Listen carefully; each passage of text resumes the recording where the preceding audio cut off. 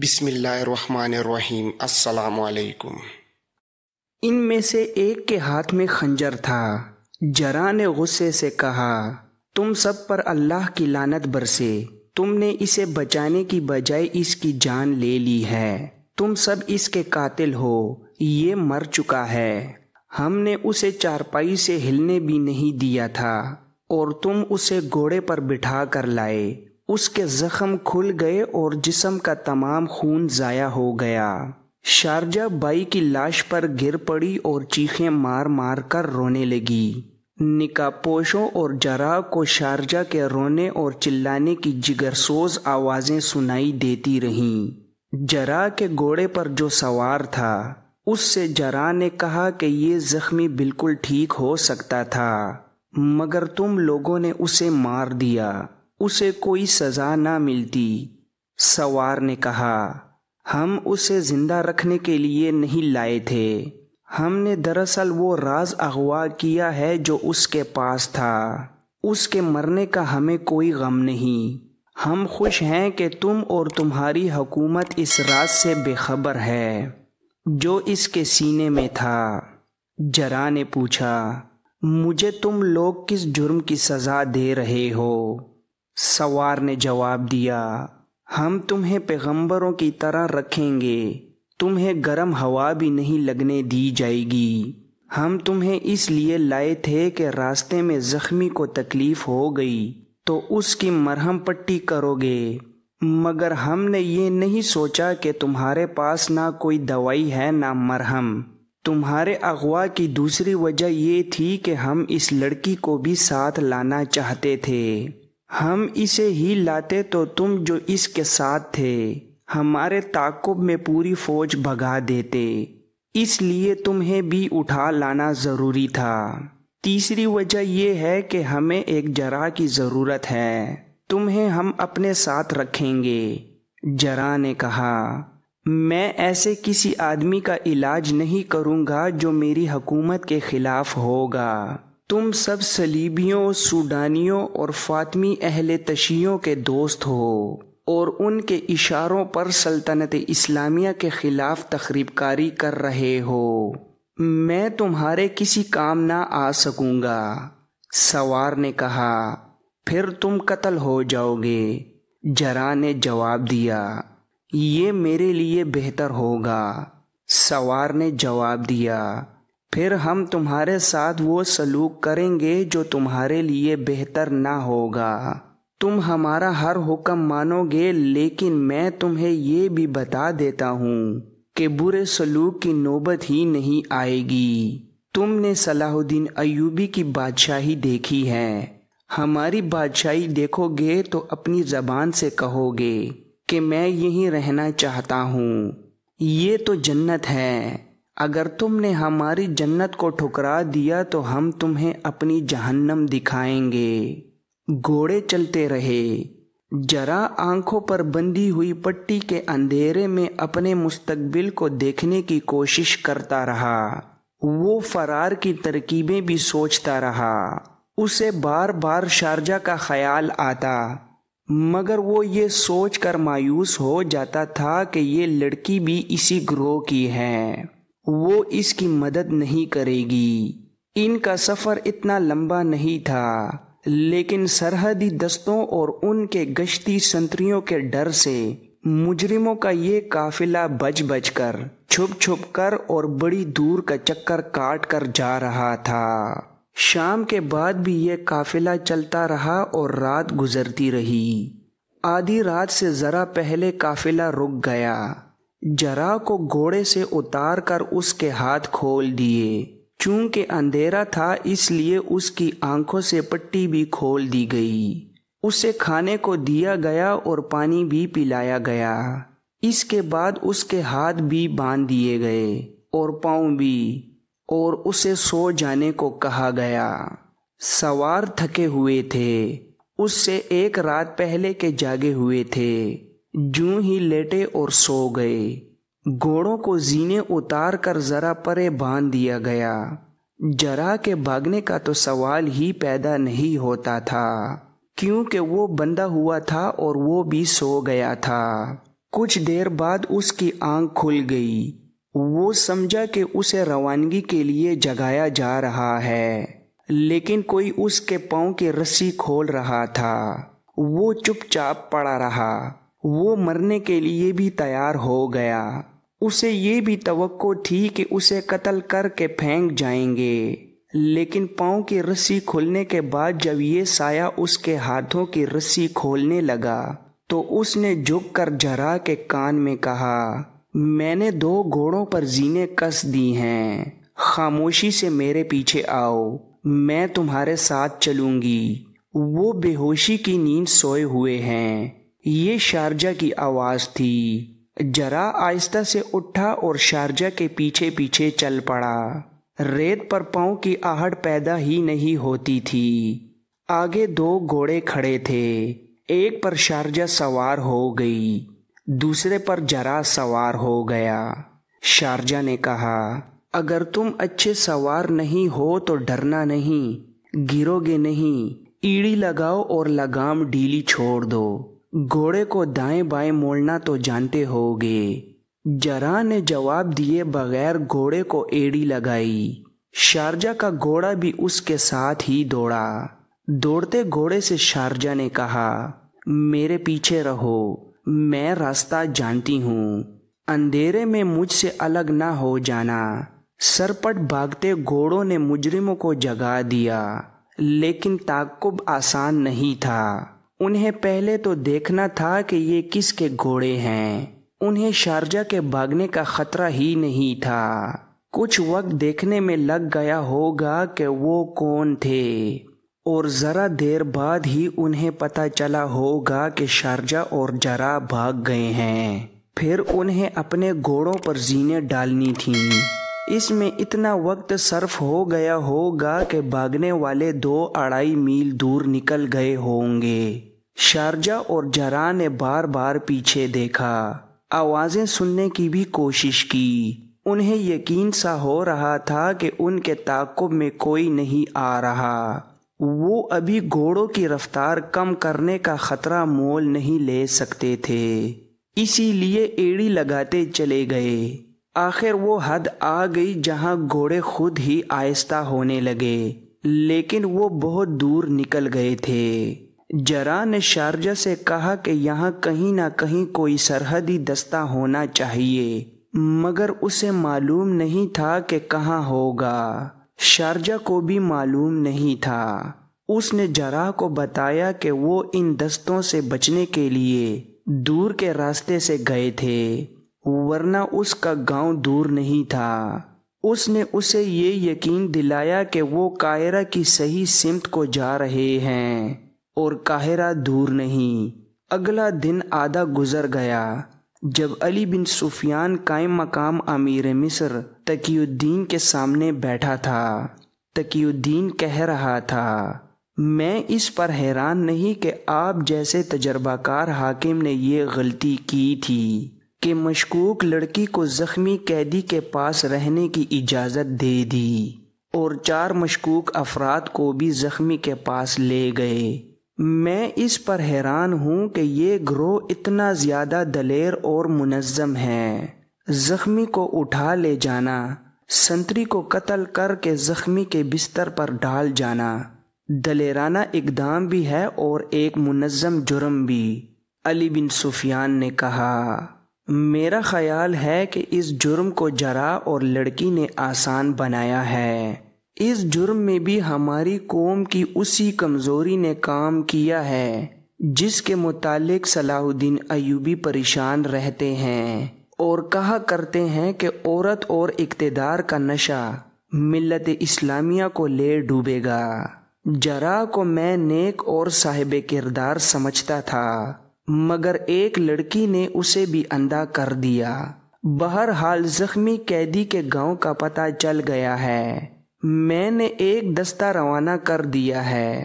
تقی الدین نے پوچھا، اور جنوب مغربی علاقے کے جس کھنڈر کا زخمی قیدی نے ذکر کیا تھا اس کے متعلق آپ کیا کرنا چاہتے ہیں؟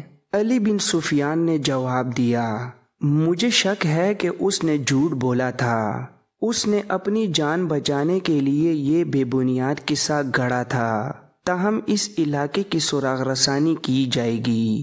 وہ اسی مسئلے پر باتیں کر رہے تھے کہ دربان نے اندر آ کر ایسی اطلاع دی جس نے دونوں کو سن کر دیا۔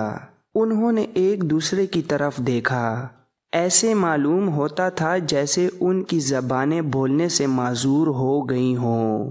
علی بن سفیان اٹھا اور یہ کہہ کر باہر نکل گیا کہ کوئی اور ہوگا۔ اس کے پیچھے تقی الدین بھی باہر نکل گیا، مگر وہ کوئی اور نہیں، ان کا اپنا جراح ان کے سامنے کھڑا تھا اور اس کے ساتھ زخمی قیدی کی بہن شارجہ تھی۔ ان کے گھوڑے بری طرح ہانپ رہے تھے۔ جراح اور شارجہ کے چہرے اور سر گرد سے اٹے ہوئے تھے، ہونٹ خشک اور منہ کھلے ہوئے تھے۔ علی بن سفیان نے غصے سے پوچھا، قیدی کو کہاں چھوڑ آئے ہو؟ جراح نے ہاتھ سے اشارہ کیا کہ ہمیں ذرا دم لینے دو۔ دونوں کو اندر لے گئے، ان کے لیے پانی اور کھانا وغیرہ منگوایا گیا۔ جراح نے تفصیل سے بتایا کہ وہ کس طرح اغوا ہوا تھا اور سفر میں زخمی قیدی مر گیا ہے۔ اسے بالکل علم نہیں تھا کہ زخمی قیدی کو بھی اغوا کیا گیا ہے۔ یہ اسے اگلے روز سفر میں پتہ چلا جب زخمی گھوڑے سے گرا اور زخم کھل جانے کی وجہ سے مر گیا۔ جراح کو جس طرح شارجہ نے آزاد کرایا اور اس کے ساتھ باغی، وہ بھی تفصیل سے سنایا۔ شارجہ نے اپنا بیان دیا تو علی بن سفیان جان گیا کہ یہ صحرائی لڑکی ہے، اجڑ اور دلیر ہے، اور یہ اتنی چالاک نہیں جتنی سمجھا گیا تھا۔ اس نے بتایا کہ وہ اپنے بھائی کے سہارے اور اسی کی خاطر زندہ تھی۔ اس بھائی کی خاطر وہ جان دینے کے لیے بھی تیار رہتی تھی۔ جراح نے جس خلوص سے اس کے بھائی کا علاج کیا، اس سے وہ اتنی متاثر ہوئی کہ اس کی مرید بن گئی۔ جراح کو وہ فرشتہ سمجھنے لگی۔ پہلے روز اس کے ساتھ جو 4 آدمی آئے تھے وہ اس کے کچھ نہیں لگتے تھے۔ وہ اس کے چچا اور تایازاد بھائی نہیں تھے۔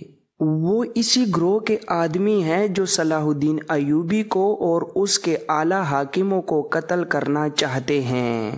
جب علی بن سفیان کے آدمی شارجہ کے گاؤں اسے ساتھ لانے گئے تھے، اس وقت یہ 4 آدمی گاؤں میں تھے۔ انہیں پتہ چلا کہ شارجہ کا بھائی زخمی ہو کر قید ہو گیا ہے، تو وہ اس ارادے سے ساتھ چل پڑے کہ زخمی کو اغوا کریں گے۔ انہیں یہ ڈر تھا کہ زخمی کے پاس جو راز ہے وہ فاش نہ ہو۔ وہ جانتے تھے کہ زخمی کہاں اور کس کارروائی میں زخمی ہوا ہے۔ شارجہ کے بیان کے مطابق اس کا ارادہ بھی یہی تھا کہ زخمی کو اغوا کرائے گی۔ اس نے بھائی کے پاس رہنے کی جو التجا کی تھی، اس سے اس کے 2 مقاصد تھے۔ ایک یہ کہ بھائی کی خدمت اور دیکھ بھال کرے گی، اور دوسرا یہ کہ موقع ملا تو اسے اغوا کرائے گی۔ وہ 4 آدمی زخمی سے مل کر واپس نہیں گئے بلکہ قاہرہ میں ہی رہے تھے۔ وہ شارجہ کے اشارے کے منتظر تھے، لیکن جراح نے لڑکی کو اتنا متاثر کیا کہ اس کی سوچ ہی بدل گئی۔ جراح نے اسے یقین دلایا کہ اس کے بھائی کو کوئی سزا نہیں ملے گی۔ اس کے علاوہ جراح نے اسے ایسی باتیں بتائیں جو اس نے پہلے کبھی نہیں سنی تھیں۔ جراح نے اس کے اندر اسلام کی عظمت بیدار کر دی تھی اور اعلیٰ کردار کا مظاہرہ کر کے اسے اپنا مرید بنا لیا تھا۔ وہ ہر وقت جراح کے پاس بیٹھ کر اس کی باتیں سننے کے لیے بیتاب رہنے لگی۔ ایک روز وہ جراح کے گھر جا رہی تھی تو اسے ان 4 میں سے ایک آدمی راستے میں مل گیا۔ اس نے شارجہ سے کہا کہ زخمی کے اغوا میں اب دیر نہیں ہونی چاہیے۔ شارجہ نے اسے کہا کہ وہ ارادہ بدل چکی ہے، اس کا بھائی یہیں رہے گا۔ اس آدمی نے شارجہ سے کہا کہ اگر اس نے شہر میں آ کر اپنا دماغ خراب کر لیا ہے تو اسے قتل کر دیا جائے گا، زخمی یہاں نہیں رہے گا۔ شارجہ کو توقع تھی کہ یہ 4 اتنی دلیری سے اس کے بھائی کو اغوا کر لیں گے۔ اس نے انہیں فیصلہ سنا دیا کہ وہ ان کی کوئی مدد نہیں کرے گی۔ اس آدمی نے اسے کہا، ہم تمہاری ہر ایک حرکت کو دیکھ رہے ہیں، ہم سمجھ رہے تھے کہ تم نے جرح کو پھانس لیا ہے، لیکن معلوم ہوتا ہے کہ تم خود اس کے جال میں پھنس گئی ہو۔ شارجہ نے اسے دھتکار دیا۔ اسے چونکہ توقع نہیں تھی کہ وہ لوگ اتنی دلیری کا مظاہرہ کر سکیں گے، اس لیے اس نے جرح کے ساتھ بھی ذکر نہ کیا کہ اس کے زخمی بھائی کے اغوا کا خطرہ ہے۔ اسی رات شارجہ اور جرح ان چاروں کے چنگل میں آ گئے۔ انہیں جب گھوڑوں پر سوار کرانے کے لیے اٹھا لے گئے تو اس نے دیکھا کہ ایک گھوڑے پر اس کا زخمی بھائی بیٹھا تھا۔ اس وقت وہ کچھ خوش ہوئی کہ اس کا بھائی آزاد ہو گیا ہے۔ وہ فرار پر آمادہ ہو گئی، لیکن جرح کو ان لوگوں کی قید میں نہیں دیکھنا چاہتی تھی۔ اس نے انہیں کہا بھی کہ اسے چھوڑ دو، لیکن وہ نہ مانے۔ اس کے ہاتھ اور پاؤں باندھ کر گھوڑے پر ڈال لیا۔ راستے میں شارجہ کو بتایا گیا کہ اس کے بھائی کو کس طرح اغوا کیا گیا ہے۔ وہاں صرف 2 آدمی گئے تھے۔ ایک نے سنتری سے کہیں کا راستہ پوچھنے کے بہانے اسے باتوں میں لگا لیا، دوسرے نے پیچھے سے اس کی گردن جکڑ لی اور دونوں اسے اٹھا کر اندر لے گئے۔ زخمی انہیں دیکھ کر اٹھ بیٹھا۔ اس کے بستر پر سنتری کو لٹا دیا گیا اور اس کے دل پر خنجر کے 2 گہرے وار کر کے اسے ختم کر دیا گیا۔ پھر اس پر کمبل ڈال دیا گیا۔ دونوں نے زخمی قیدی کو اٹھایا اور نکل گئے۔ انہیں یہ بھی معلوم تھا کہ شارجہ جرح کے گھر میں ہے۔ انہیں ڈر تھا کہ وہ نہیں مانے گی اور اغوا ناکام بنا دے گی، لیکن اسے بھی وہاں سے غائب کرنا ضروری تھا۔ لیکن اس کے پاس بھی ایک راز تھا۔ 2 آدمی گھات میں بیٹھے تھے۔ جوں ہی جرح اور شارجہ تنگ اور تاریک گلی میں آئے تو انہیں جکڑ لیا گیا اور اغوا کامیاب ہو گیا۔ علی بن سفیان جیسا سراغ رساں کوئی اور تجربہ نہیں کرنا چاہتا تھا۔ اس نے جرح اور شارجہ کے بیانوں پر فوری اعتبار نہ کیا۔ یہ بھی سازش کی ایک کڑی ہو سکتی تھی۔ اس نے دونوں کو الگ کر دیا اور ان سے اپنے انداز سے پوچھ گچھ کی۔ جرح دانشمند آدمی تھا۔ اس نے علی بن سفیان کو قائل کر لیا کہ اس نے جو بیان دیا ہے وہ لفظ بلفظ درست ہے۔ اس نے کہا کہ ایک تو جذباتی پہلو تھا۔ اس لڑکی کی شکل و صورت اس کی مری ہوئی بہن سے ملتی جلتی تھی، اس لیے وہ اسے اچھی لگی اور وہ اسے اپنے گھر بھی لے جاتا اور زخمی کے مکان میں بھی اس کے ساتھ زیادہ وقت بیٹھا رہتا تھا۔ جرح نے بتایا کہ اس کے اس سلوک سے لڑکی اتنی متاثر ہوئی کہ اس نے اپنے کچھ شکوک اس کے سامنے رکھ دیے۔ یہ اس لڑکی کا دوسرا پہلو تھا جس پر جرح نے زیادہ توجہ دی۔ لڑکی مسلمان تھی، لیکن معلوم ہوتا تھا کہ اس پر بڑے ہی خطرناک اثرات جو باہر سے آئے تھے کام کر رہے تھے۔ جرح نے اس کے ذہن سے یہ اثرات صاف کر دیے۔ لڑکی چونکہ پسماندہ ذہن کی تھی، صحرا کے دور دراز گوشے کی رہنے والی تھی، اس لیے اس کے ذہن میں جو کچھ ڈالا گیا وہ اسی کو صحیح سمجھتی تھی۔ اس کی باتوں سے یہ انکشاف ہوا کہ اس علاقے میں اسلام کے منافی اثرات اور صلاح الدین ایوبی کے خلاف تخریب کاری زور و شور سے اور بلا روک ٹوک جاری ہے۔ شارجہ سے علی بن سفیان نے کوئی بیان نہیں لیا۔ اس پر سوال کرتا رہا اور اس کے جوابوں سے ایک بیان مرتب ہو گیا۔ اس نے فرعونوں کے اس کھنڈر کے متعلق وہی انکشاف کیا جس کے متعلق کہا جاتا تھا کہ گنہگاروں کو نظر نہیں آتا اور اس کی صرف آواز سنائی دیتی ہے۔ شارجہ نے بتایا کہ اس کا بھائی فوج میں تھا اور وہ گھر میں اکیلی رہتی تھی۔ اسے گاؤں کے کچھ لوگوں نے کہا تھا کہ وہ اس کھنڈر میں چلی جائے کیونکہ وہ مقدس انسان خوبصورت کنواریوں کو بہت پسند کرتا ہے۔ شارجہ پر علی بن سفیان کی ماہرانہ جراح سے لڑکی کے سینے سے یہ راز بھی نکل آیا کہ اس کے گاؤں کی 3 کنواری لڑکیاں اس کھنڈر میں چلی گئی تھیں، پھر واپس نہیں آئیں۔ ایک بار اس کا بھائی گاؤں آیا تھا۔ شارجہ نے اس سے پوچھا کہ کیا وہ کھنڈر چلی جائے؟ بھائی نے اسے منع کر دیا۔ شارجہ اچھی طرح بیان تو نہ کر سکی، لیکن یہ پتہ چل گیا کہ مصر کے جنوب مغربی علاقے میں کیا ہو رہا ہے۔ جراح کے متعلق لڑکی نے بتایا کہ اسے اگر گاؤں میں لے جاتے اور قید میں ڈال دیتے تو وہاں سے بھی وہ اسے اپنی جان کی بازی لگا کر آزاد کرا دیتی۔ اس کا جب بھائی مر گیا تو اس نے گاؤں تک جانے کا ارادہ ترک کر لیا اور تہیہ کر لیا کہ وہ جراح کو یہیں سے آزاد کرائے گی۔ ان 4 مجرموں کو وہ اپنا ہمدرد سمجھا کرتی تھی، لیکن جراح نے اسے بتایا تھا کہ یہ اللہ کے بہت بڑے بڑے مجرم ہیں۔ ان کے متعلق اسے یہ بھی پتہ چل گیا تھا کہ انہیں اس کے بھائی کے ساتھ ہمدردی نہیں بلکہ اس راز سے دلچسپی تھی جو اس کے پاس تھا، اسی لیے انہوں نے اسے مار دیا۔ علی بن سفیان نے اس سے پوچھا کہ وہ اب کیا کرنا چاہتی ہے اور اپنے متعلق اس نے کیا سوچا ہے۔ اس نے جواب دیا کہ وہ ساری عمر جراح کے قدموں میں گزار دے گی، اور اگر جراح اسے آگ میں کود جانے کو کہے گا تو وہ کود جائے گی۔